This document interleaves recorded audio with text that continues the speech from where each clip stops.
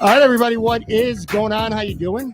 Welcome to a special Wednesday Finer Wings Club edition of Talking Buffalo Podcast, part of the Blue Wire Network. I'm your host, Patrick Moran. Thank you very much, as always, for locking in today. And for the first time in, since like August, I got one of these things going on. Finer Wings Club. We are taping this live tonight at Imperial Pizza, South Buffalo. I am joined by two good friends of mine, two people I like a lot from the Buffalo sports media. Two guys have been on this show before. Jon Scott, Spectrum News, Matt Parrino, NerdGup.com. What's going on, guys? How you doing? Doing well. Full. We're going to get into that in a second. Dude, you came dressed to impress. I did. I'm kind of embarrassed that I didn't have I was going to, you know what I should have done is I should have worn some type of head, I don't got situation. nothing either. All right. Let me lay this out too. People are listening if they're not watching this and they're saying, what the hell are you guys talking about?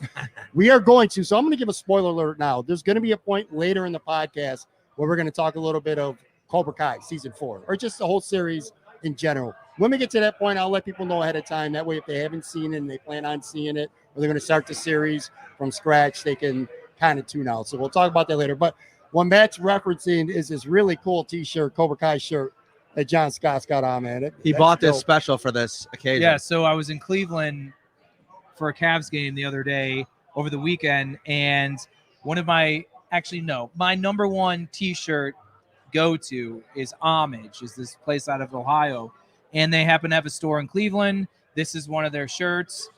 They do a Cobra Kai kind of line of sorts, and I'm like, I got to get one for the show if I know that we're going to talk about it. And I love I love the store, so it was kind of bringing me back to combining both worlds. Yeah, well, Matt and I are definitely jealous. So again, we are here at Imperial Pizza, 1035 Abbott Road, South Buffalo. And before we started taping, we tore up some wigs, man. And we got to talk about these. Now, by the way, this is the first Finer Wings Club episode I've done in a couple months. There's just been a lot of stuff going on. But this is the first place that I've come back to for a second time. I had Nate, Gary, and Marcel here a couple months ago. Now I got Matt and John with me. And I want to talk about these wings. And I mentioned Marcel for a reason, because we tried 3 different types of wings. We did, let me make sure I get this right now, honey mustard barbecue. We did, what else did we do? Loganberry barbecue.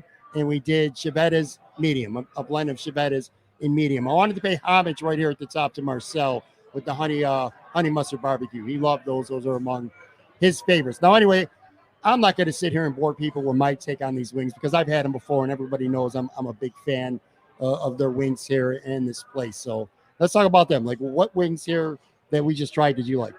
I mean, I thought all 3 were banging. My favorite was the honey mustard barbecue. Sure, yeah. And as someone who doesn't like the drink Loganberry, right, the Loganberry barbecue also smacked hard. And what I really liked is the sauce is so thick, it coats the wing so well that you don't even need to really double dip from the plate. It just is coated so well that you get great flavor. I had blue cheese. I rarely used it because the flavor just hit so hard. Yeah. This is a tough town to do pit wings in, because Elmo's is like the standard, right? Like, sure, it sets the standard double dip, the honey mustard there. I remember going with Marcel to Elmo's a couple years ago and him having the honey mustard there and him just being blown away by it. These hold up to that. Yeah. I have a special place in my heart for Elmo's. I've been going there for decades.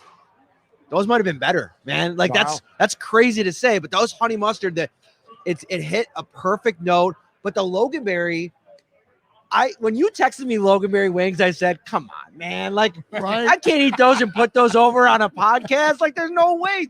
People are going to be thinking I'm nuts.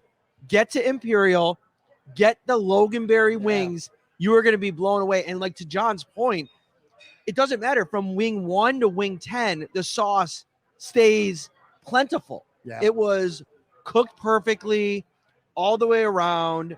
In like the Chevetta's wing, like, I'll say, like, I'm a big Chevetta's fan, but up against those 2 other ones, it was a tough race to be running, but I still thought that they were really good. I would recommend trying them. They were good. You know what I would say about the Chevetta's medium? I'll use a Levi Wallace reference that I've talked about it on this podcast a lot this year. People would say Levi Wallace was the weak link of the secondary, and technically that's true. But Levi Wallace was the weak link of the Bills secondary this year because you have Trey White in the secondary, and you have Jordan Poyer, and you have Micah Hyde, and you have Teron Johnson. So kind of by default, Levi Wallace was the weak link. That's how I feel about the Chevettas. That's perfect. When you're surrounded by all pros, Yeah. right. even being good is being bad, right? Right. Did you see his average annual salary projection from Spottrack.com? Almost $10 million a season. I love those guys. That's crazy talk. Yeah. It is, and he's not going to get that. I don't think he'll get. I think he get $8 million. I don't know if you want to get into the Bill stuff yet, but how much we're going to even get into Bill stuff. But that's something that from the beginning of the offseason when the Bills lost to the Chiefs, and I started kind of looking at that stuff, I'm like, whoa. But yeah, like he's been a really, really solid corner that started a lot of games in this league, and those guys tend to get paid in that range. So it's not super shocking, but I think that it's going to be like if he resigns with the Bills, it's going to end up being like a Milano deal where he was projected to get like $15 million, but it landed somewhere at around 11. That means Chevetta's medium would be the go-to at like 2/3 of the restaurants here in Buffalo. So I mean, that tells you where Chevetta's medium is here at Imperial. If the projection is 10 mil for doing the Levi comparison here, then most of the places around town you go to, that's your Loganberry barbecue at those establishments. I want to say two things about Imperial. Number one, and I've talked about this place before. You guys have grown up different areas. I mean, obviously not John's not from Buffalo. Matt grew up in Western New York, but where you grew up, there's always one or two places in the area where you grew up that's kind of like that staple. And for like South Buffalo, Imperial is that staple. It's that place like everybody knows. I said there's two things about South Buffalo you can guarantee is Imperial Pizza and people walking around with Boston Celtics Larry Bird jerseys on. That's South Buffalo for you right there in a nutshell. But then the other thing I told you guys about the food here, and this is my take on Imperial, is it's not any one specific thing that's elite. Like there's a lot of places in Western New York for food where you go somewhere, and we've talked about this many times, where you got one amazing thing. Like we talked about Sunny Reds. Matt and I have both eaten there before, and it's like they have amazing, I forgot what they're called. The Eric Wood wings. The Parmesan, right? They're the garlic awesome. Parmesan. But you go there and you get sick of the same thing after a while. I'm sure you've experienced this, John, where you got a couple places you love going to where you get one or two things. The thing about this place is there's no one specific thing that's necessarily elite. I call this like diet death by 1,000 cuts because you can come here literally every single day of the week, whether it's pizza, and you guys both had some pizza as well, some wings, tacos, subs, beef on whack. This place is just, it's really solid. It's steady across the board, no matter what you get. I'm embarrassed to say that I lived here for 30-ish years before I moved to Vegas. When I came back, and obviously a much bigger social presence, a lot of more people in my mentions, if you will. Sure. They're like, Imperial is the go pizza. Like, you got to go there. And I was always like, all right. We'll see. Like, there's a lot of go pizzas that I feel like Buffalo, I had Milano's back in the day. I love Bocce. Now I'm on Matina's and Pizza Works, which are the North Towns. Imperial is in the go conversation. I had one slice of pizza. It's in the conversation. It hit all the right notes. This is my first time here. It's 15 minutes or less from where we live in Hamburg. Texted the wife the picture, and I'm like, this is in the rotation now. This is in the rotation of things that we got to do, and it really says something because you're so accustomed to going to almost anywhere around town and being overly satisfied with the food. But these wings especially are elevated into the pantheon. I mean, I honestly would probably consider them now in my top 5. I mean, that's where I would put them. I'm a Kelly's Corner truther. That's sure. my OG spot. And Barbell and Elmo's and things like that. But this is definitely in the conversation as some of the best. Now, you grew up in Ohio. Right. Wings and pizza growing up, were they good there? Or was that all you knew and you thought they were good until you left? Right. That's where it is. I mean, they were fine. You could find some good flavors. One of the big things here that separates is the size of the wing. I mean, the size of the wings here in Buffalo and Western New York are at least twice the size of what you'll get from like a Quaker Steak and Lube. That's where I went in high school. All you can eat on Tuesday nights as a 16, 17-year-old. All right, I'm going to go pound 50, 60 wings for $10 and get away from my parents because that's cool to do when you're a teenager. But those wings, while some of their flavors are good, they don't hold court to things like here. Winking Lizard in Cleveland is a local establishment. I worked there for a bit of time as a waiter, and they have really good wings, but I usually go boneless with them. Like their wings themselves, they got great flavors, but again, nothing holds true to buffalo wings, and it's amazing. Some places over elevate their local things, their local go-tos. Sure. But when people come here, if they're led properly, and you don't even if you go to the generic normal places like my boy favorite Duff's over here, you're gonna get a really, really good wing. Get out. Oh, we got a new trick, by the way. What's that? For Duff's. We were getting takeout, obviously during the pandemic, much more takeout from Duff's. And we get them home, and we were like a 10-minute drive from the place, and it was hit or miss, like if they were either too soggy or not cooked right. So what my wife started doing is ordering them plain and the sauce on the side, and then saucing them at home. Mm-hmm. Game changer. Really? Yep. Fresh, like they hit just the right way. I don't know. You'd think that you need them to sauce it the right way, but for whatever reason, doing takeout that way, it just works. Yeah. Now, it's funny. Matt and I have talked about this before on the pod. We're from this area, so we grew up here. You kind of you take not even just wings. I don't want to just limit it to wings. It's just Buffalo food, Western New York food. You kind of take it for granted because it's, you grew up, you've had it. It's not until you live somewhere else, I think, where you really start to appreciate it even more. Like you were out in Vegas. I went down to Florida for 5 years, and I couldn't find good wings to save my life. And it was very rare where I even had like adequate pizza. I mean, the pizza could be, it was edible, but like the wings are just, it was garbage. It was trash. And then you start to realize just how good the wings are. Like, even if you come to a place like Imperial and you're like, all right, well, I like these wings, but, I also like 20 other places just as much. Like, they're all in that same conversation. You take any of these places and you put an Imperial Pizza in Ohio or Las Vegas or Florida, and people will stab each other to go eat there. You know what I mean? It's just so many good outlets here to have these type of just good meals, man. You take it for granted.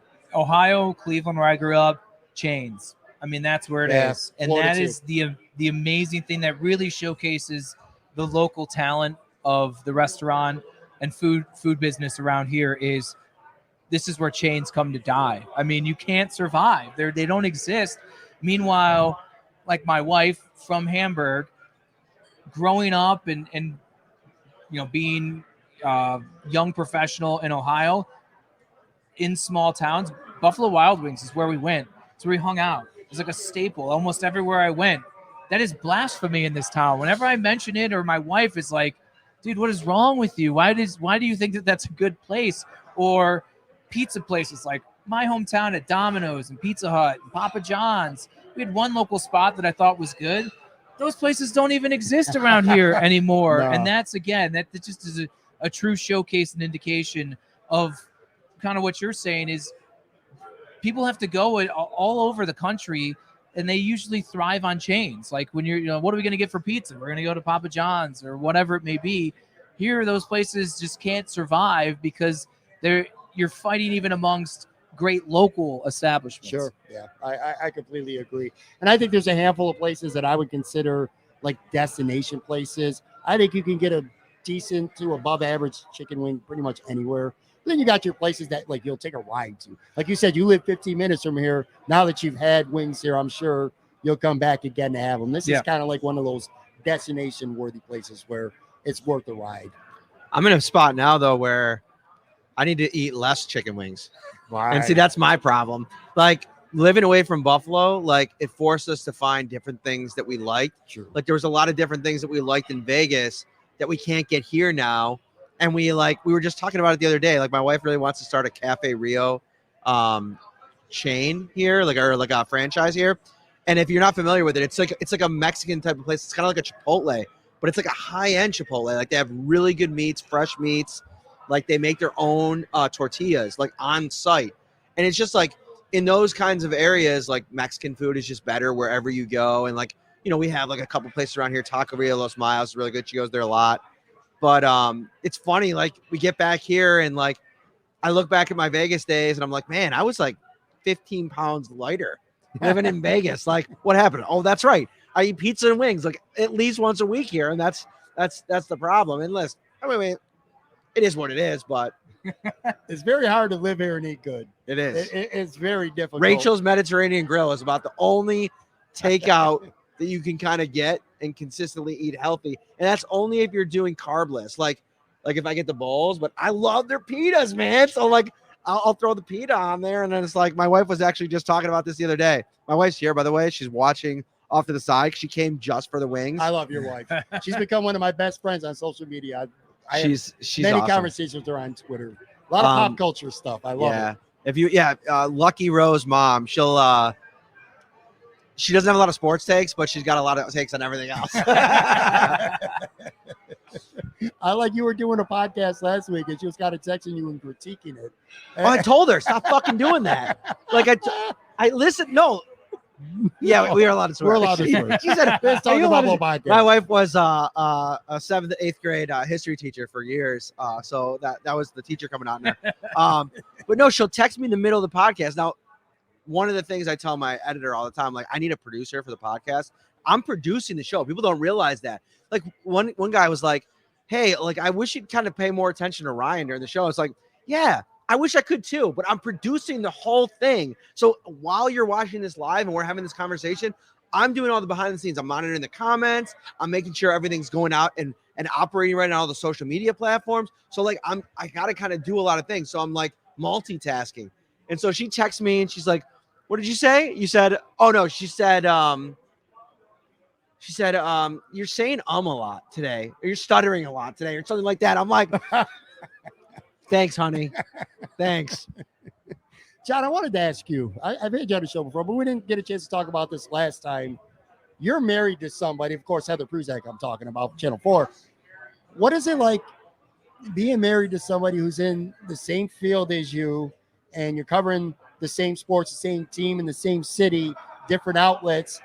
Obviously, in some way, it's kind of network competition, but I mean, again, you guys are husband and wife, you're best friends, obviously, and stuff like that. Just talk a little bit about what it's like to work with your wife in the same industry. Forget about the whole competition. None of that shit matters. But just working in the same industry as your wife. Best friend, depending upon the day, of course. Anyone who's married, we all know that. I love Heather, man. Yeah. I mean, it's cool in the sense of we both understand each other's schedules. So Sure. when a game goes long or a press conference goes long, or you just have a lot of work, we both understand how that goes. We both understand the irregularities of a schedule and working nights and weekends and holidays and all of that stuff. So that's really good. It's nice, although certainly COVID has changed it a little bit, but Sure. we sat next to each other for Bills games. So that was cool to be able to once again do that. And, like some people asked us from a competitive standpoint, we're both very competitive and very much, take our job seriously. Sure.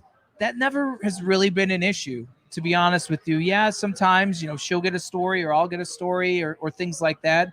We don't discuss certain things. And honestly, I'm more apt to watch sports at home than she is. A lot of times she's like, no, I'm good. But I'll be like, Monday Night Football, my fantasy team, I need to watch this. But she's like, I'm over it. We've done a full weekend or a week plus of football. I'm over it. But yeah, from a dynamic standpoint of sharing, not sharing things, but we haven't really ever come across an issue of the lines being blurred in regards to any issues of, she got a story once when we were at the MAC tournament, Nate Oates, when he was UB's head coach, becoming, getting a contract extension, ironically, right before he left for Alabama. Mm-hmm.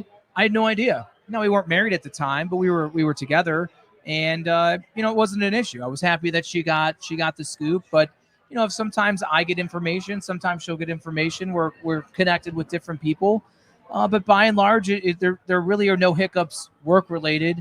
And it's just cool that we get to share the same experiences at the same places. We have a cool in our office at our house. We have a bunch of pictures that we took together of different stadiums that we've been together, or March Madness we've been together, and we put up 2 shadow boxes of all of our credentials from that's our cool. career. And it's just kind of cool to see, I've been in the industry longer, but we both have different paths, and they've crossed. And honestly, it's the reason we're married. I mean, that's how I somehow convinced her to go on a date with me and not think I'm an idiot and ultimately marry me. So I still don't know how, but I got to give it credit. The real dynamic that's going to be fun to watch is when there's a sound of little feet pattering in the Scott household and how they manage all of that, because I talk about it with Caitlin all the time. Like, it will be challenging, like, I feel like, because, I'm lucky in the sense that, like, she's so understanding of my job and my career. It's so 24/7. And, like, where you guys are at right now, it's like, I guess we don't need to get into Dr. Philly or anything, but like it's great. Like, when you you don't have kids, like, you can kind of do your own thing. But there's a lot of times when I just, like, news breaks or something happens, and I just basically throw my, our entire world on Caitlin, and she's got to kind of do everything, which can be tough. You got to be friends and be understanding of each other too, and that's important. But the dynamics of anybody who works with anybody else in media, whether you're both in media or not, like, it's a challenge. Like, it's things I see challenging all the time that I never even anticipated. She does yell at me and say that I'm on Twitter too much. Yeah. I mean, honestly, in our industry, it's 24/7. I mean, there's no stopping. And sometimes, we're sitting there on the couch, and I'll just mindlessly just refresh and scroll through the timeline. That is one thing that I don't think I do it as much as she says I do, but the wife is always right. You gotta be really good friends. I would imagine. I don't know, so I'm asking you this. I guess you have to be really good friends to be able to work in the same industry with somebody as well, because especially when you're loving somebody, you're married, you have your home life, your personal life, you guys do a lot of stuff outside of your jobs, outside of sports, and then you're also working together.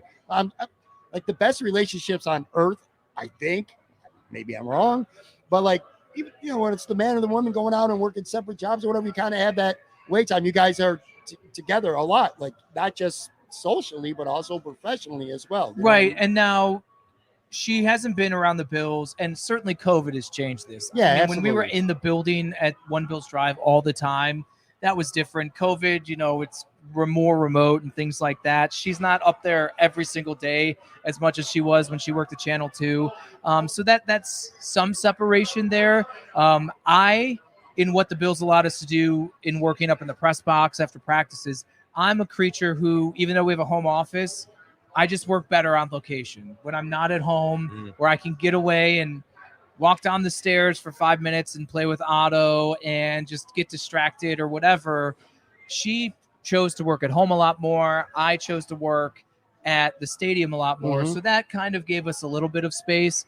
And we have worked better at, all right, we're cutting it off here. With no more work time, no more work talk. Obviously, if a tweet pops or text something, then we got to get to it. But we've gotten pretty good. I know some of the people on the Bills found it humorous, especially if it worked out sequentially on Zooms, where I would ask a question, then she would be next, or she would ask a question, then I would be next, and they'd be curious of the dynamic of where we each are in the house.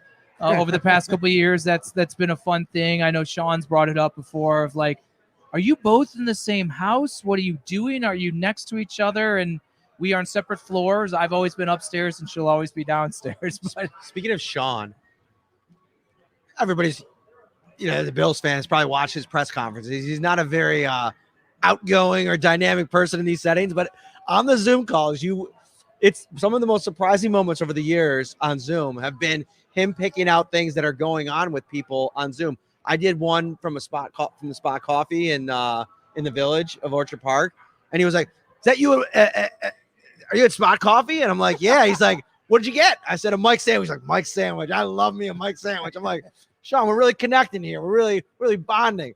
The next press conference was pretty vanilla, but we'll always have our Mike sandwich. He said something at the end of the year. Heather was trying to get an answer out of him, and he was like, "Oh, you're really trying to get something," and she's like, "Well, I just got to keep trying." And then I wasn't even like asking a question, but he knew I was on, and he goes, "Good luck, John." let me ask you this. So this year, it's still not where you want to be in terms of COVID and protocols and stuff like that. Obviously, it's not where you want to be. But this was an improvement to 2020 in terms of your access and things you guys were able to do professionally. How much was it a step for you this year? Again, obviously, there's still a ways to go. But was you doing your job a little bit easier this year than it was last year? Yes. Just from what he was mentioning, like being able to be on site and being around the players again, even to a lesser degree, being able to have one-on-ones with players, like not on a virtual setting, was like a complete, like, just to have that back for me was enough in a year where we were trying to like get back as much of it as we can. I will say long term, I have concerns about doing this job long term without locker room access, because the relationships that I built in those first 2 seasons as compared to the lack of them the last 2 seasons, you know, we talked about this on the podcast a bunch of times. Like, there's stories that I've broken that have come from a lot of, and like I'm going to Indianapolis in a couple weeks for the scouting combine, which is, as it seems right now, is going to be pretty open. And I'm glad for that. Like, of course, I still have concerns about COVID and everything like that, but to do my job effectively, I need to be in those rooms, at the convention center. I need to be at the bars. You need to be talking to agents and scouts and players even that are there. Like, those are how you kind of put together stories, put together sources. It's been impossible to do that over the last 2 years. And I feel like those that have had connections already, like a perfect example is a guy like Ty Dunn that's been in the business for like 10 years. He's got connections. His Rolodex will put 90% of the industries to shame. Sure. And so he was set up to kind of continue and build his own brand, which thankfully Go Long is something that everybody should be subscribed to, the work that he does. Yeah. But for somebody like me that just got kind of started in this industry and kind of starting from the ground up, it's been a struggle. For me, from a video standpoint, just to start, Zoom sucks. It's terrible. Yeah. It is absolutely terrible. And yeah, like Matt and I, we joke about my internet connection, not great, especially when Heather and I are both trying to do things at the same time. It's a nightmare. So that alone diminishes the quality. I mean, it's like a web stream. I mean, web streams, we've talked about it. It's not the same where I can get my camera, rip my lights out, and I take pride in the visual quality that I do. But to his point, even in the group setting, but in person, it just has a different vibe. Sure. It's a completely different vibe. One, you're not feeling pressed in the, all right, I put my hand up, so I get 1, maybe 2 questions, and that's it. It's just more of a natural flow. It allows the players like it better, the coaches like it better. Brandon Beane said at the end of the year, I am over Zoom, and I think we all are in that capacity.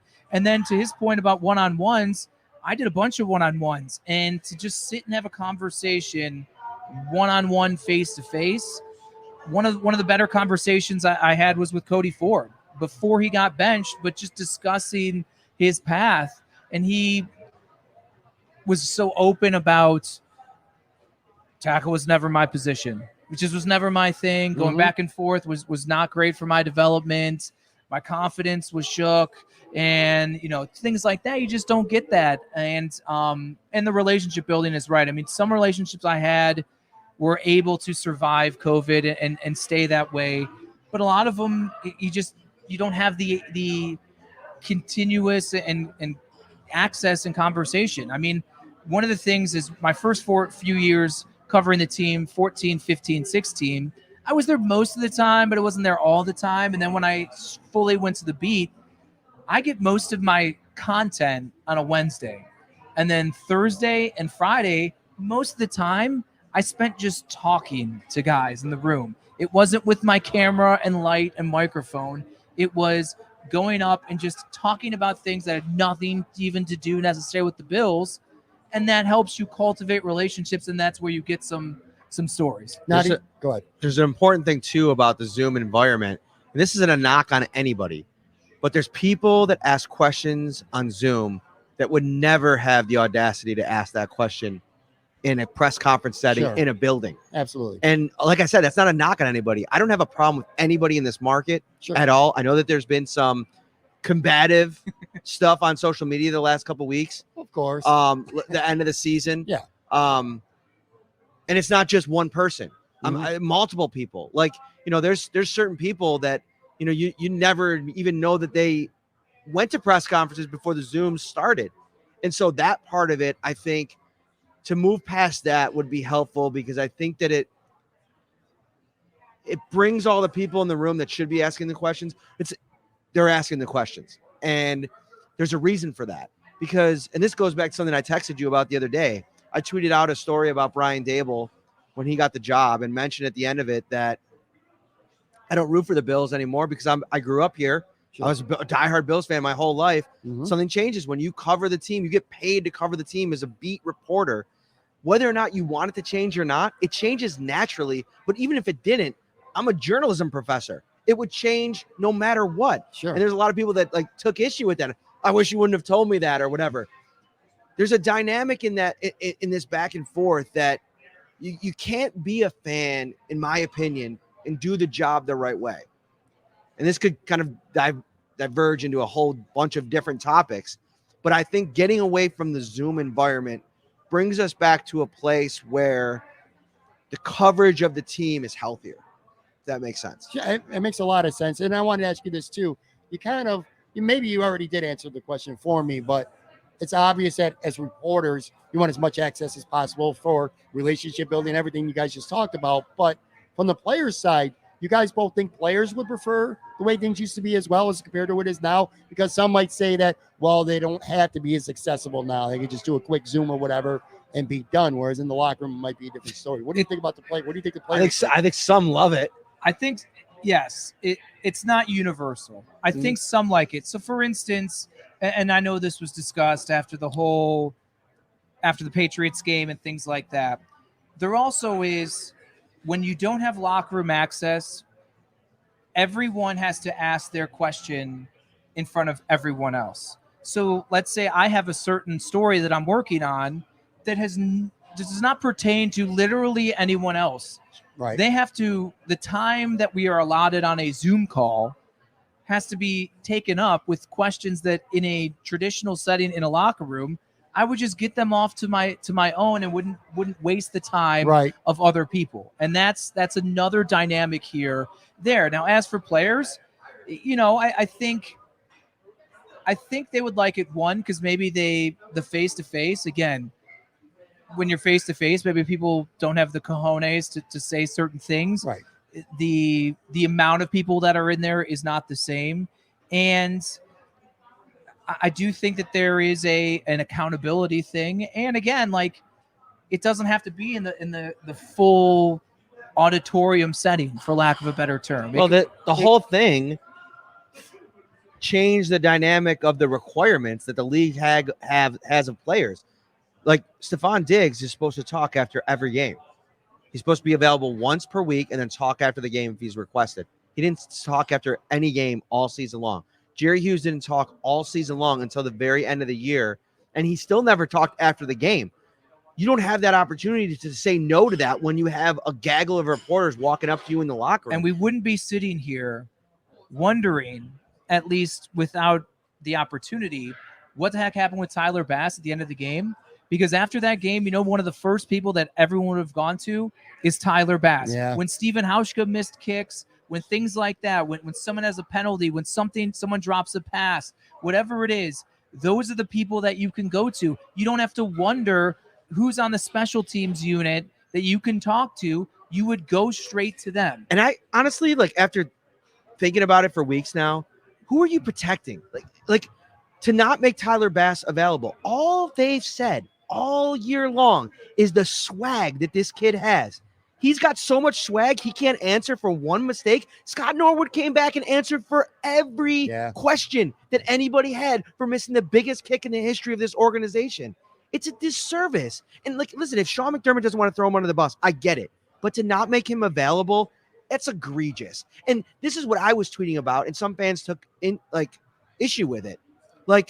There's not a responsibility to the fans to answer for a mistake. You're damn right there is. Yeah, there is. There's 70,000 people filling that thing every week that deserve an answer because, listen, Bills fans, they're not Dolphins fans, you know. They're not like, you know, Houston Texans fans. These are fans that live and breathe Bills football 365. It's why my whole gig is as popular as it is, because there's no day that happens, whether it be in the middle of May or the middle of a playoff run, where this thing isn't at the top of their mind. They want to talk about it. So to not make that available, I think it's a disservice, and it's telling me something about what they think Tyler Bass can handle. If he made a mistake, own it. And to your point, who wants it to go back to normal? I think there were some players that value it, whether it's brand building, whether it's they genuinely like talking to some of us, whether it's they feel like they're more fairly represented in the face-to-face setting. But I think as an overall organizational and league-wide thing, I think they love being able to control the message. And I understand why they like to do that. They like to control the message. They like to control when, you know, let's let things blow over and we'll let you talk to Tyler Bass in training camp. Well, people are still going to want to know the answer 9 months from now. It's not going away. It's going to be as. But you know what I'm saying? Sure. It's not going to be as hostile, as fresh as it would have been immediately after that, or when certain guys went on the COVID list and we never talked to them again, or things like that. I think from a team and organizational and league standpoint, they like the way things were limited under this capacity. But I do think there are some people in that room who, again, enjoyed it. Like Micah Hyde and Jordan Poyer were two guys that were thrown obviously in the forefront of this. I actually think they enjoy the face-to-face stuff. They like the way and the dynamic of that. But I do think that there are some people that, you know, it'll be interesting how things go and how the dynamic between the PFWA and the league and how they're able to get back to normal, hopefully, for next season. We are here at Imperial Pizza. By the way, quick funny story, and then I want to talk some actual Buffalo Bills here too. We were going over wings that we were going to have tonight, and Matt mentioned something about the Smitty barbecue. Somebody on Twitter told you about the Smitty barbecue. Pat Malacaro, shout out. Yeah. Voice of the Bisons. Yeah, and he said something about heat, and you go, I like a little bit of heat. I had to pull an executive move here. I said, dude, you don't want that heat, man. I'm so glad that you did, because like I'm feeling it right now. Like just like how much we just ate. If I would have had super hot wings, we would have been taking like TV timeouts. I've had wings there so many times. I can't even count how many times I've had wings there. And I'm telling you right now, I'm kind of like you. I like heat, but I don't like absurd heat. Right. Like Marcel loved the hotter the better. I'm not that guy. I don't like that.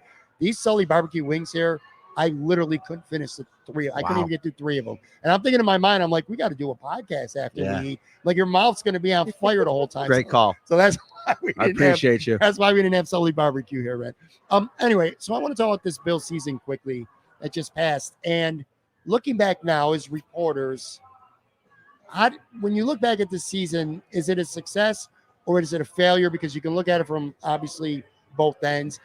There's a lot of teams that make it to a championship game that are young and they look like they're going to be around for a long time, and then they fall off. We see it happen a lot. That didn't happen with the Bills. They came back. They won their division. They were one of the best teams in the NFL, maybe, but they didn't get it done. They didn't even get to the championship this year. They lost to Kansas City. Now, again, last year in 2020, you could say, yeah, they made it to the championship, but they weren't on the same level as Kansas City, and that showed. This year, different story. They showed that they were just as good as Kansas City, and they should have beat them. And obviously, they didn't. But so when you look back at this season in its totality, should you be confident going forward, or is this really concerning that this felt like this was definitely the year? I don't like to use the word failure. I say underachieving. And it's not because of they lost a round prior. I just thought they were certainly inconsistent for 3/4 of the season. They didn't look like the same team from a year ago, even though the same cast was basically in place. And that really goes offensively. Defensively, obviously the numbers and things like that say that they were a better unit. Offensively, I think for whatever reason, they struggled to find consistency. And I think there's blame to be passed across. I don't think Brian Dable was calling the same games as he was a year ago. I don't think Josh early on the season, maybe first half, was as crisp as he was. Maybe that's because defenses were playing differently. I just don't think that they were as dynamic as they should have been. And it took getting punched in the mouth in the first half in Tampa and saying, we're going to let Josh run again. We're going to go multiple. We're going to use motion. We're going to throw it to all these different receivers for them to finally seem to get rolling at the end. And ironically, it's the defense that couldn't live up to what they had done up to that point. So I say it's underachieving, and I agree 13 seconds is going to haunt people because I honestly think they were the most talented team and best team, especially where they were playing in the National Football League. And I think I understand Cincinnati beat Kansas City, and I wasn't willing to just bypass the AFC Championship game like many were. But I truly believe we'd be sitting here right now talking about the Bills and the Super Bowl. You would be sitting there. You guys would be getting ready to go to L.A. Or if you were, we would be in LA. You would be in Thanks LA. for reminding me, Sorry, Pat. guys. Well, I was on a show today. Who does I do on a show? Oh, I was talking to Eric Wood. He because we talked about the new O-line coach today. It's going to be on the podcast tomorrow. Shout out, download it. And we were talking about watching Cincinnati like content this week, and they're shipping out to LA today. He's like, yeah, it would have been cool to cover a Super Bowl, right? So I agree with everything he just said. The thing for me, though, as I've kind of went back and taken some time to reflect on the season, the most important thing, if you go back to the start of training camp, right, and you go back to all the storylines, what was the most important thing, if you were a Bills fan, to happen this year? It wasn't to win a Super Bowl. It was to know that Josh Allen is the guy. Yeah. And we found that out definitively this season, right? Yeah, absolutely. So from that perspective, I think that the season was a success. The problem is you go back and who has Josh Allen been compared to his entire career? Cam Newton. He had 1 year, right, where he went to the Super Bowl. They didn't get it done. He was the MVP that year, right? Like, he had that small window of success. And I think that's the fear, is that the way Josh Allen plays the game, how long is this sustainable? I think he's a different player than Cam Newton. I think that the way that he wins with his arm and the way that, the arm strength, everything about his game, I think you could make an argument that every part of it is better than what Cam Newton was. But that was a really good Carolina Panthers team that never was able to get over the hump. And I have questions about Sean McDermott long-term as a game manager, as a team manager. Like, there were things that happened this year that I thought were really interesting. I agree with everything that he said from the start of training camp about COVID. Like, I thought guys should just get vaccinated because it gave you your team, which is what you were signing up to come be a part of, the best chance to win. Yeah, competitive advantage. But the way that he went about it, and he was he's not demonstrative in the medium about anything, but he was about that one thing. Yeah. And there were plenty of people talking about this when Cole Beasley was going off before camp even opened about how much this was going to potentially be a problem. And he thought it was the right move to pound the table and say, everybody's going to follow this directive or else we're going to be in big trouble. And they ended up being in big trouble. And who knows how the season goes? Maybe Cole Beasley and Gabe missed that game and they lose and then maybe they don't even make the playoffs. Like, who knows? There were things during the season with, player moves and, how he handles his coaching staff at times. And the report that came out, Brian Flores saying that an executive from the Giants told him that Brian Dable wanted out of Buffalo no matter what. Now, there's no way really to tell you if that's true or not. But I don't know about you, John, but I definitely sensed a heightened hint of discord in the building, where that has been what has been the strength of this operation since McDermott's been here. And it's going to get tougher as the years go along. I mean, there's going to be a lot of moving parts. Ken Dorsey's never called a play in the NFL. What if this doesn't go right from the jump next year? Cole Beasley's not back. They have to remake that wide receiver room a little bit. Offensive line, you got to cut Darrell Williams because it saves you $8 million. Who's replacing him? Is the offensive line as good? There's a new offensive line coach. A lot of questions. And I think that there are questions, and you had a real opportunity to win this year and you didn't. I agree with that in regards to, it's amazing. I didn't even realize it. So Aaron Rodgers, arguably one of the greatest quarterbacks of all time. He's always been surrounded by good teams, right? He's made it to 1 Super Bowl. Mm-hmm. Ben Roethlisberger won 2. What did he make it to 2? No. Peyton Manning made it to 3 in like 15 years. Dan Marino made it to 1 his second year and never made it back. And it's like, even the greatest quarterbacks, Russell Wilson hasn't been back. And by and large, Seattle, I know not as much now, but Drew Brees. So you look at the greatest quarterbacks of the past 20 years, not named Tom Brady, that by and large usually had really good teams that made the playoffs year in and year out, and they couldn't even make it even back to the Super Bowl. I'm not even talking about winning.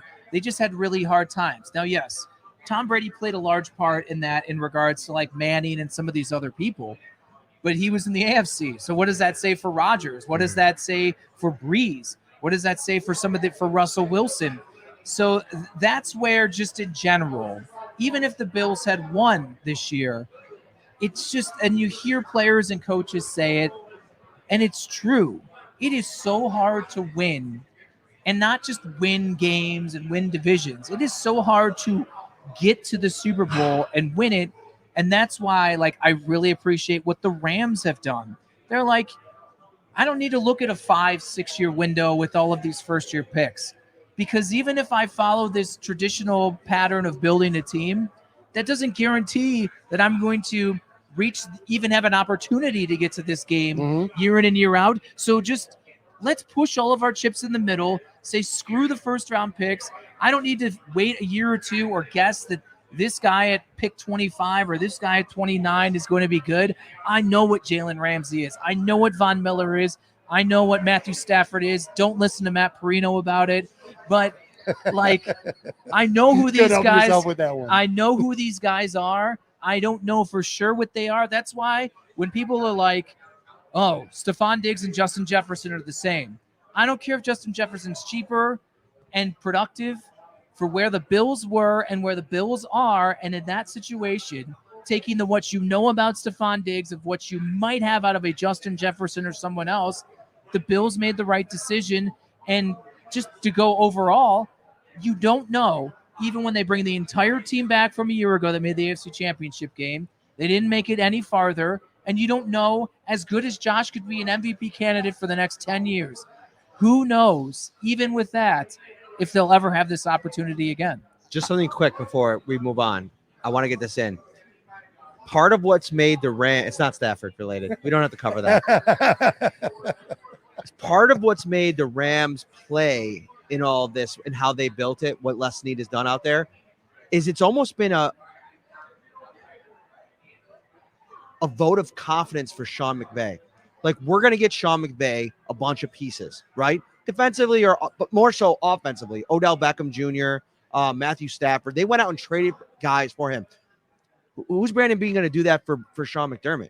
He all he talks about is like the 111th and like not valuing the one guy. Whereas I feel like Sean McVay got to the point where he's like, yeah, get me a good quarterback because Jared Goff stinks. Like, when are we going to get to the point where Sean McDermott gets a game-changing elite pass rusher? Because guess what? Respect the process. I respect the rotation. You need one. I think that's something that we figured out at this point. So if they continue to neglect that, that also gives me even greater questions about the potential of this regime to win a Super Bowl. Let me say this, and I want to I got 2 more Bills points, and I want to talk Cobra Kai here to end this. Yes. I want to piggyback off what you said. Your biggest fear with the Bills, or one of them, is especially if you're a Bills fan, is about Josh Allen. Mine is this: going back and being a Bills fan my whole life, and again, I am a Bills fan. I ain't covering the team professionally. Guess what? I'm still a Bills fan. I'm going to tell everyone that right now. But in all seriousness, the Super Bowl teams were resilient. And we used to hear that word all the time with Marvin Levy, the resiliency of that team. I'm concerned until shown otherwise, and I guess we'll have to find that out next year. But you come within 13 seconds of beating Kansas City. You know in your heart of hearts you should have beat them. It was unfathomable to lose the way they did. No disrespect, like you said, to Cincinnati. You can't just glance over them like they're not even there. But you got a home game in Orchard Park for an opportunity to go to the Super Bowl. You got to be thinking it's not going to get handed to you any easier than that. Lamar Jackson's hurt. Baltimore's decimated by injuries. The Chiefs were very flawed this year. lots of problems around the AFC. It was there for the Bills to take. Justin Herbert's not there yet. They didn't do that. Now their resiliency is going to be tested this year, because does that hang? Lots of teams get to the championship or get to a certain level, and then they don't get over that hump for various reasons. And I think resiliency is one of them. And when I look back at those Bills Super Bowl teams as an older fan, that's what I remember the most, is every year they got knocked down. The media would kill them. I remember Mike Lubick was begging for the Bills to not make the Super Bowl by the third one, because they were going to embarrass the league. And they got there and they got killed, but they got back. You know what I'm saying? The resiliency of this team is going to really be tested this offseason and in the next season. I think what may help that is they're going to be forced to inject some new blood into this roster. It's not going to be able to carry over everyone like they did this past year. Is it going to be sweeping changes? No, but I think there's going to be added dynamics into the passing game at the wide receiver position, because they don't have it.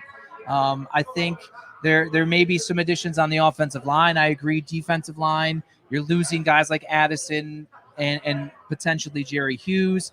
Who knows what they do at the cornerback position, whether Levi leaves, if they bring someone in as protection, if Tre'Davious White isn't ready.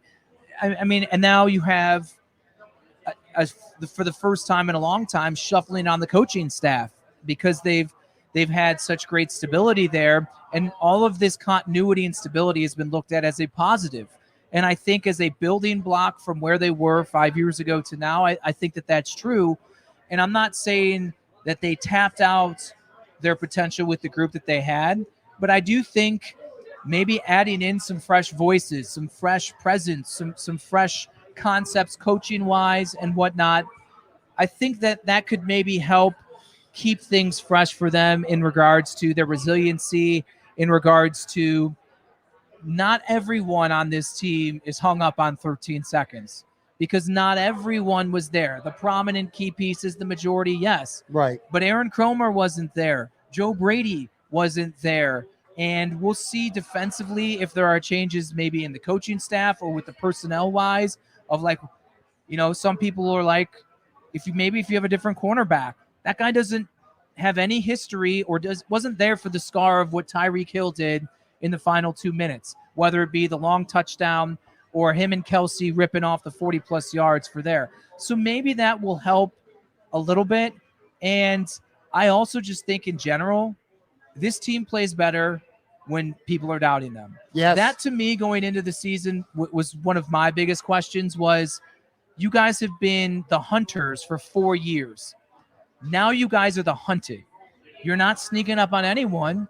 And when they started playing their best football, when they're the 7 seed, they lose back-to-back games, and people are talking about New England and how they're not that good and how they may not even make the playoffs, and that's when they play their best football. I think maybe 13 seconds, and to your point, all those other teams who are down and Cincinnati rising up, they're not going to be talked about as prominently heading into next season as they were, and I think that's just how they like Bills? it. Yeah.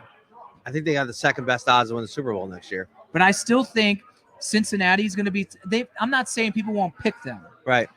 But people are probably going to expect Lamar Jackson to bounce back.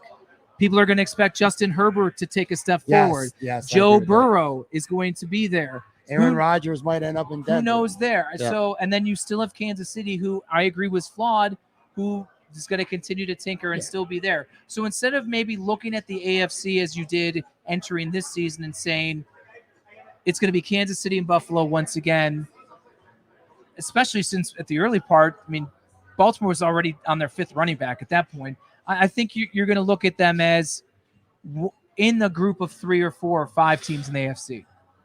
One more Bills point here. We've heard, and it's easy, again, as a Bills fan, when you don't make the playoffs for 17 years, it's any sign of progress is good. And the whole trust the process. It's a process, process. 4 years of it now, since the Bills have even been good, 5 years. Then you see a team like Cincinnati, who is 4-11-1 last year. This year they have a quarterback. He's not a rookie. He's a second-year quarterback, but it's his first full season in the NFL. His first full season in the NFL. Again, a team that picked 5th in the draft 1 year ago, won 4 games 1 year ago, top 5 pick. 1 year later, they're in the Super Bowl. And again, let's not disrespect them, because at the end of the day, they did go to Tennessee. They did beat the number 1 seed on the road. They did go to Kansas City. They beat the number 2 seed on the road to get to the Super Bowl. And they went from complete garbage, laughing stock. Now, again, would they have been 4-11-1 if Burrow didn't get hurt last year? No.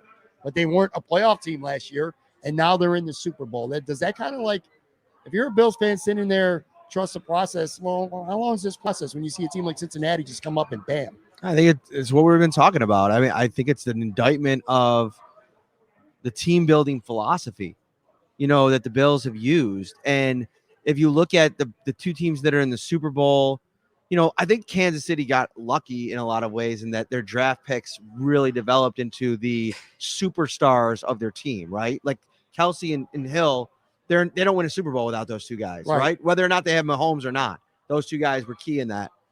For the Bills, I mean, what their whole motto of draft, develop, and resign. I mean, it's been really good. It's changed the course of a franchise, which is great. But getting them over that hump, you have to evolve a little bit in your thinking. And seeing how the Rams and the Bengals have done it, they zeroed in on elite players, and they went out and they spent the money, spent the draft capital. Like I think Jeremy White was talking about it this week, like on the morning shows on GR, about are you at the point as a Bills fan where you're okay with them giving up first round draft picks to go out and get elite players? Yes. Yeah. I've been saying this for a long time now. Like, I don't know where he's at in his prime years or how much he has left. This might not be the perfect example, but if you're telling me that you can't trade and restructure a Khalil Mack for a 1-year run, even if it's a 1-year run, to be that dynamic player, I don't know. He might not have enough left to make that to hit for him to be the guy. I get what you're saying, but though. You get what I'm saying. Yeah. Go out and sign a Trey Hendrickson if you think that he's going to come in here and give you 10 plus X. When's the last time the Bills had a 10 plus sack guy? The problem is they've also relied way too much on the people that they know as opposed to scouting the people that they don't. Some of the biggest success stories in this build have been guys that they've trusted, the Dan Morgans, the Terrence Grays, the Malik Boyds, who've gone out and said, hey, I've worked with Stephon Diggs. I've worked with people that work with him.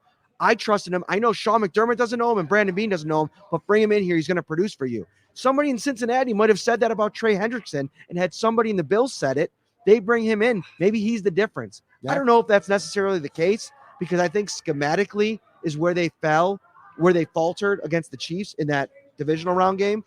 But they got to evolve. I think that's the key for me in terms of what they have to do.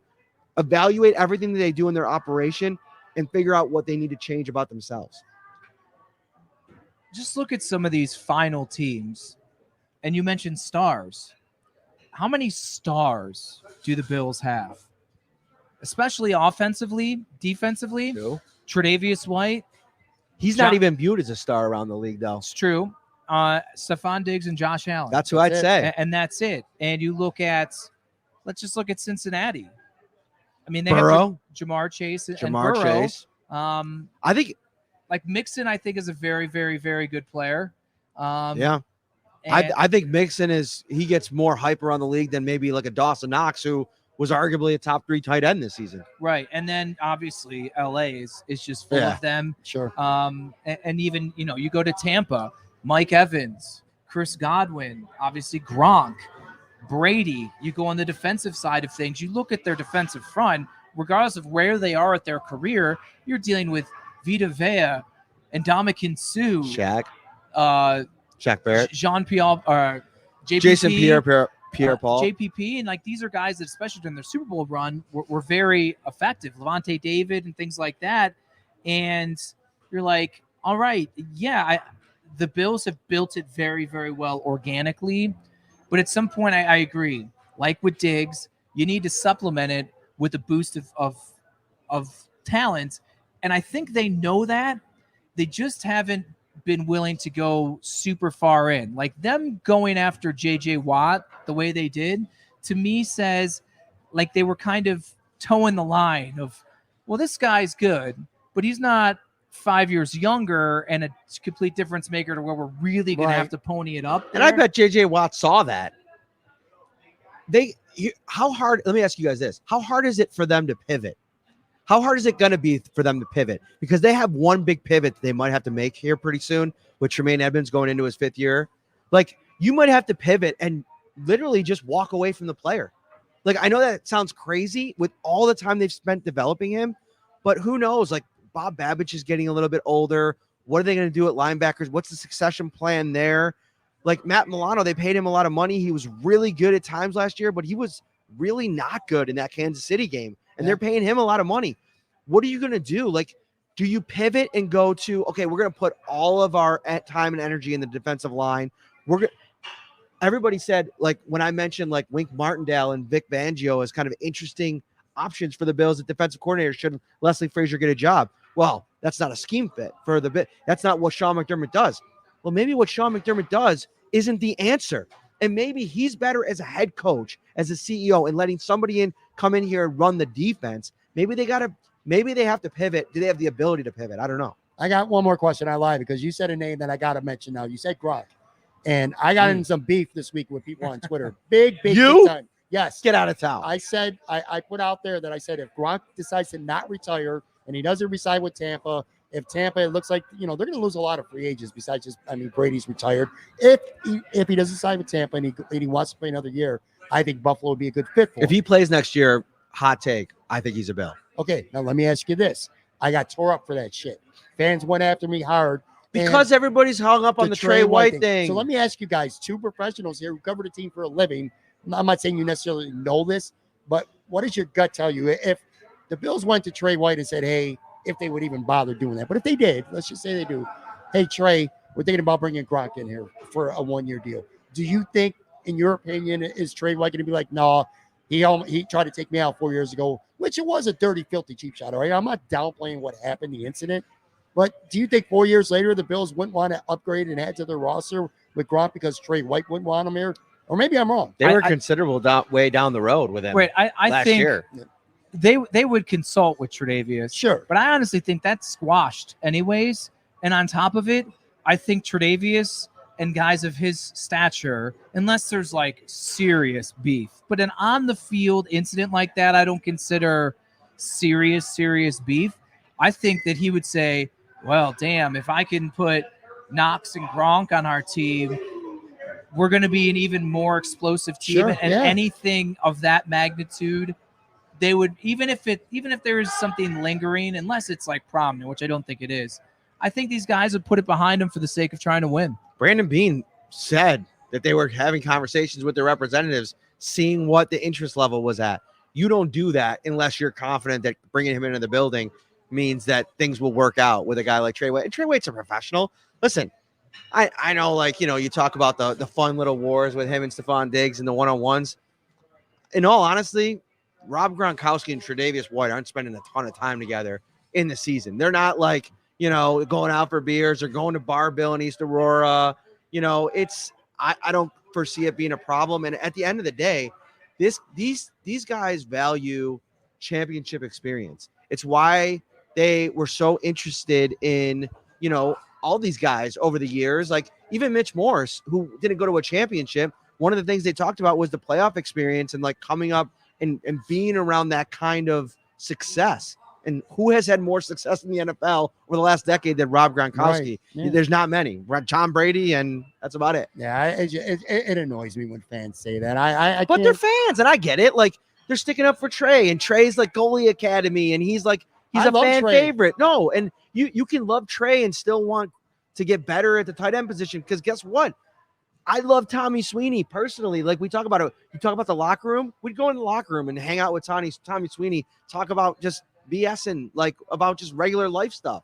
Like I don't root for it anymore, but he's a guy that I hope he does well because he's a good dude. I think they need to upgrade tight end too. Yeah. As an unbiased reporter, I think that they do, and that is an upgrade. I also think his personality ultimately would fit really well. I mean, they're a really loose, fun-loving group, and he fits the exact mold of not ever covering him, but just from what you can tell and you read and you hear, he's all business when it's time to do business, and he is Gronk when he gets in front of the camera. When it's time to when you could show personality, that's who he is. And there are a lot of other guys on this team who I think are the same. Speaking of let's getting down to business here, let's get down to business. We're going to end this with a couple minutes. And again, if you're listening and you have not watched Cobra Kai and you think you might want to watch it, You want to come in for this part, honey? turn this shit off right now. Thank you very much for listening. I appreciate you. All right, so New Year's Eve, Christmas, or season 4 of Cobra Kai dropped. I love this show. I like you guys. I respect the hell out of you guys. I talk to you all the time. I would have you on regardless, but I was extra excited to have you on because I wanted to find two people who, well, even if you hated Cobra Kai, I wanted someone who would have an opinion on Cobra Kai. Mm-hmm. I thought season 4 was the best season yet. Now, I don't know if you agreed with that. Hot take. And I'll tell you what, and we'll go around and talk about it a little bit. What I love about this series the most is it's modern, but it still continuously pays homage. It rewards you if you watched Karate Kid 1, 2, and 3. It's constantly referencing, and it's not even cheap little gimmicky references either. I mean, there's major central storylines in today's series that continuously go back to the Karate Kid movies, and I love the way they kind of intertwine. Do you feel like it would be a reward or a punishment if next season they brought on Hilary Swank from the next Karate Kid? Do you feel like that would be like, I don't count that.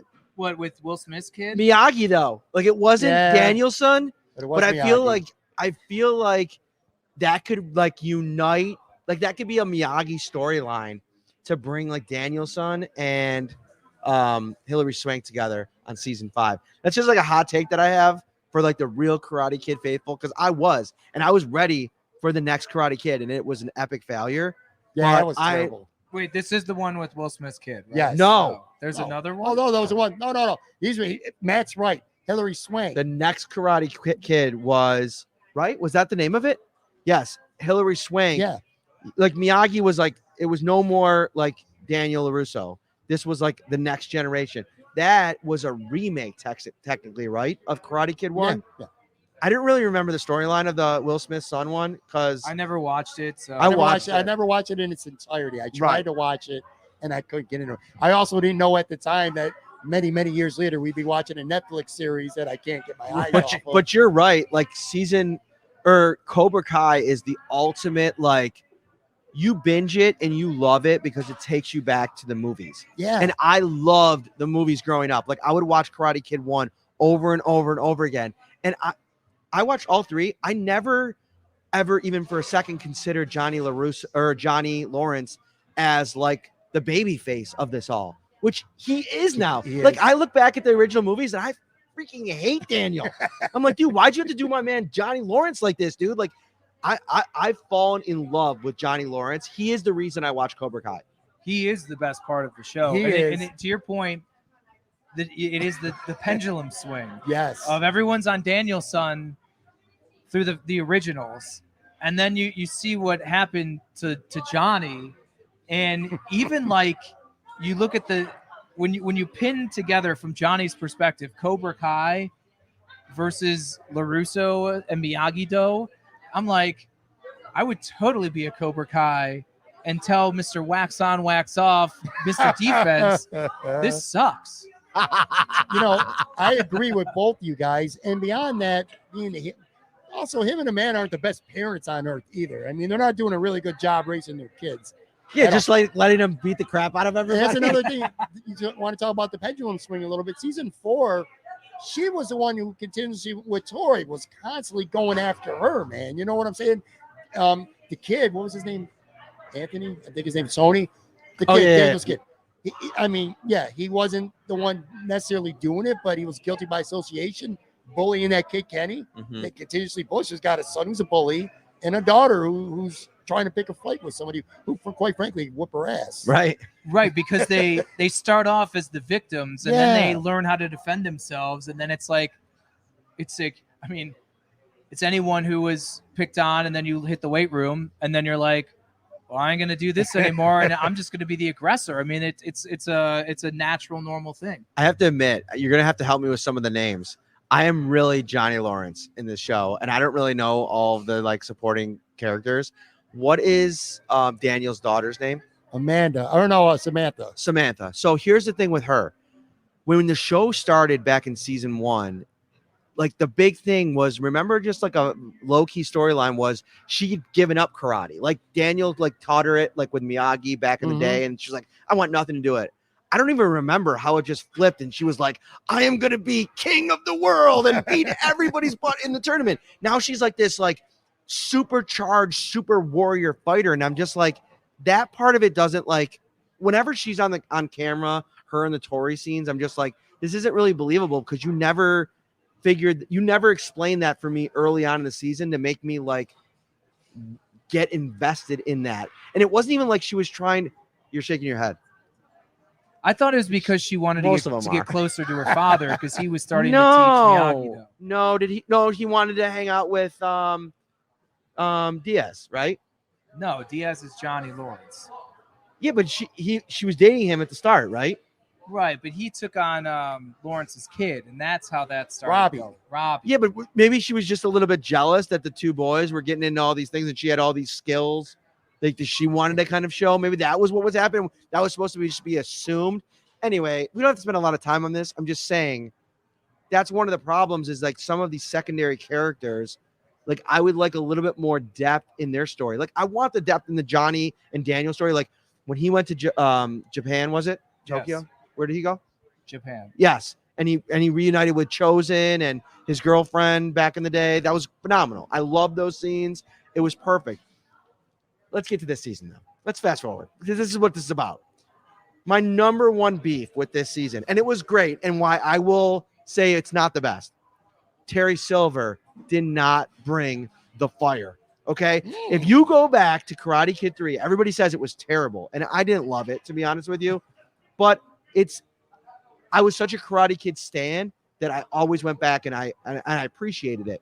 Terry Silver was badass. Like he came in and he made Daniel's knuckles bleed.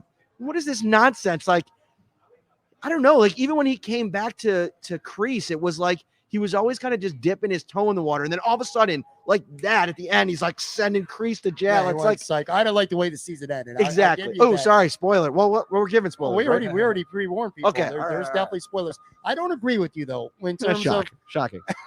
The characters in development. I actually think there was good character development this season more than the others. For Silver? No, not with Silver. Okay. But like for an example, Tori, they showed a lot more of her stories and struggles with I agree with family.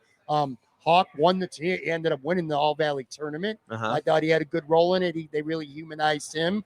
Not for good reasons, but again, the daughter Samantha, I thought she was almost a borderline bully in this season, not Tori. Right.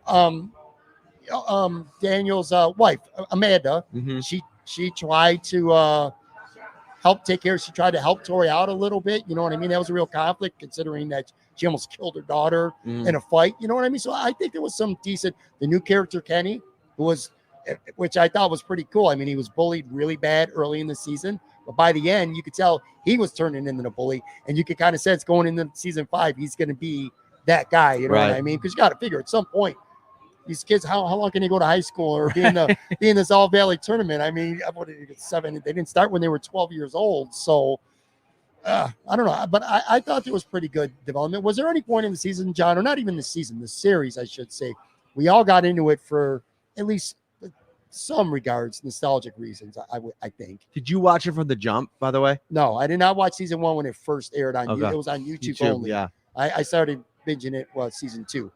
Was there ever a point in any of the series where you almost said, yo, man, this is just too much. I can't take this no more. No. I'm not going to watch it. No, conversely. There was for me. Conversely, I picked it up actually all through. I didn't start until the gap between 3 and 4. So I binged 1 through 3. Okay. And then I waited, and then jealous. obviously I saw 4. And honestly, I think it was COVID or something. My wife's younger, so she isn't really into the Karate Kid, and I'm like, well, you know what, I'm just gonna try it. I don't know if you and I think I started it without us even talking about it, and then like we did, but no, I liked it, and I agree. The best part of the show is how they integrate past with the current storyline so well. It's never forced. It never seems hokey. Like we talked about the Matrix, the new Matrix movie. Ugh. Sorry if you've seen it. It's not that great. But one of their biggest issues, in my opinion, is they so poorly are incorporating the original and the past of the series. And I'm like, I hate this for that reason. Cobra Kai feel completely different. I would say there was one point where I almost said, I just can't take this shit anymore. And again, I know it's not real. I know it's not realistic. It's kind of like Saved by the Bell meets Melrose Place, some kind of drama. You know what I mean? I love this shit, and I'm very nostalgic. I live for 80s stuff, 90s stuff, music. I was gonna TV, say, what's wrong with movies. Saved by the Bell, bro? I love Saved by the Bell. Okay. That was a compliment. It wasn't an insult. Okay. But the end of the second season, with the 2-hour fight in the cafeteria in the school, how long does a fight go on for? That many people fighting, and the way the cameras just cut from scene to scene, it was the corniest, cheesiest shit. And again, I like corny and cheesy to an extent, but that was just terrible. Well, the fact that no cops, no, I that mean, he- what, one or two that people he try to falls break it up? off the banister, is paralyzed, and then Johnny Lawrence is cockamy hanging him from the freaking ceiling and taking him to rock concerts, and voila, He's good. he's almost an All Valley champ again. That part was a bit of a. I'm like, That fight just went on for too long, Right. man. It just nobody got in, nobody broke it up. They just said As screw soon it. as he fell off that balcony, though, you knew they were going to bring him back somehow. Right. Like, come on. I mean, you got to have a little bit of, you got to give him a little leeway there with that part of it. But I do get it. Like, there are pieces of the show that are very, like, unbelievable and would never happen. But, like, my biggest like complaints are about, like, I don't know, like, what are your guys' thoughts on Kreese? Like, Kreese is like, if you go back to the original series, like, they give a little bit of the background, like the fact that he was like in the military and obviously messed up, but he was just like this hard-nosed, like, I'm not going to take nothing from you. I expect you to just be a killer, blah, blah, blah. Like, does he have no, and maybe this is it. Maybe the evolution of Kreese is that over the years, he's kind of developing a little bit of a soft spot. He definitely did at the end of the season. And so I guess in that respect, I like that. I think there's some real character development there. And maybe he's come back, and I'm just having this epiphany right now as we're talking, but maybe he's come back to the Valley to, like, find that for himself, like that side of himself. I don't know. the next season's going to be interesting. I think Kreese and Lawrence somehow are going to reunite. Yeah. And that's how it may Go against Daniel. Well, it may be like a three-headed attack there. So Silver's going to have his group, Kreese and Lawrence, and then Daniel. Yes. With what's his Ooh. name? Chosen.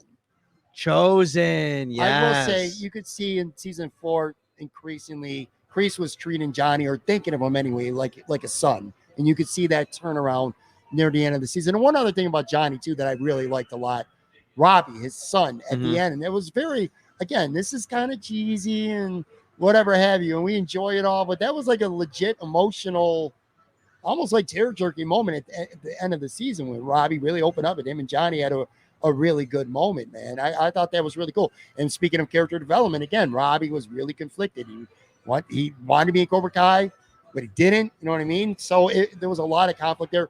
How he was training Kenny, and with Kenny, he saw Kenny kind of snap at the end of it. He didn't like that. He's like, you know. So I think there was a lot of depth to his character, which again, it's kind of funny talking about a series that we all agree is fun and cheesy in a way, but it is layered. I thought there was some pretty good storytelling. Is 5 the final season? Has that been confirmed? I don't think so. No. I think it could go maybe 6, 7. And listen, if Hillary Swank's in negotiations, this thing could go What should do 7 with or 8. Hillary Swank? I just think that they really need to pay homage to Pat Morita, Miyagi. They got to bring Swank in to rectify that disaster. Like, figure out a way to write a storyline to bring her back, even if it's for just a Elizabeth Shue cameo type of thing. Which, by the way, the show has been downhill from there. Sorry, honey. Close your ears. That is, everybody talks about their childhood crush. Wow, Elizabeth Shue, like in Karate Kid, She was up there for me too. that was elite. And everything they did with her coming back in the show, I loved. It was like, it was great. Whatever. You can't say anything. We're watching Saved by the Bell. My son's starting to watch Saved by the Bell. Kelly It's Kapowski. first of all, oh my gosh. That's We mine. just saw an episode the other day with Kelly Kapowski where I literally turned to Caitlin and I said, I don't know if there's a person that can look more perfect than Kelly Kapowski looks in this episode right now. What is going on? She had I don't know. How about your wife? What? Yeah, my wife. I want to ask you one more question because you said Hillary Swank. I don't know if you guys, how into the office you are, but there was, I don't remember even the season, but there was almost literally an entire episode devoted to Hillary Swank. Is she hot or not? The Yeah. two groups. What's your verdict? If you had a Not. vote, I'm gonna say she is. I'm gonna go not, man. So there's a movie that she was in. I can't remember what it was. It might have been $1 Million Baby. I can't remember. No, I don't think it was that. Can we bring up her filmography? Oh yeah. What an encyclopedia of pop culture knowledge, Dude. So Mrs. Parrino Caitlin, is. so a little bit about my wife. Why don't you just come sit in this part? She is an encyclopedia of film. I can see She that. every year the Oscars they come out. She texts me like, "We gotta watch this." And actually today I was ahead of her. Belfast is like cleaning up apparently. If you're into the Oscars, you got to see Belfast because there's like a supporting actor, supporting actress, film, whatever. There is a lot of actually intense backlash that Spider-Man: Far From Home has gotten absolutely nothing. What? Your cinematographer. Don't look I up. don't Not count. good, but anyways. Okay. Anyway, All right, I'll tell you what. We're gonna end this here. This was a lot of fun. If I don't end this now, Bill's camp might start again before we get out of here. This was a lot of fun. Thank you very much. First of all and foremost, Imperial Pizza, 1035 Abbott Road, South Buffalo. The wings are the Get the bomb. Loganberry, man. Try it out. You will not be mad about it. Yeah, these are really good wings, good pizza, good everything, man. Good people too, man. This is a great place, great neighborhood, great area. I love it a lot. Big thanks, Matt Parrino, Jon Scott. Thank all you for listening. Be back casual Friday with my buddy Joe Yurden on Friday. Talk to you soon. You gonna lose again? Yeah, I lose every week. Okay.